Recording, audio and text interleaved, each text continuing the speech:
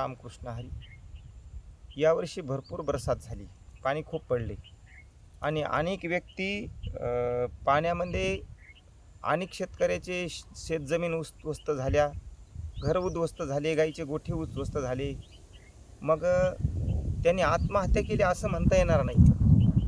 मग ते पाण्यामध्ये बुडून मृत्युमुखी पडले. तर ते कोण्या मार्गाला गेले, नेमकं त्याचं काय झालं, असा बऱ्याचशा व्यक्तीच्या मनामध्ये विचार आहे. बघा माऊली याच्यावर काय होईल लिहितात.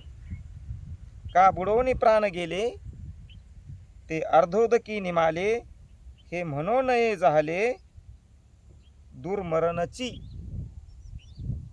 काय म्हणावं याला, जर असे बुडून पाण्यामध्ये गेले तर त्याला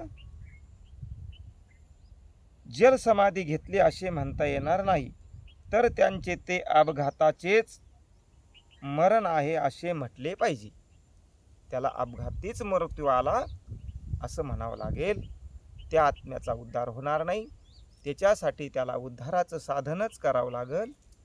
त्याच्या पूर्वजाला त्याच्या नामकरणासाठी, त्याच्या उद्धारासाठी अनेक दानधर्म करावा लागेल किंवा नारायण नागबलीसारखे उपाय करावे लागतील. रामकृष्ण हरी. जय श्रीराम.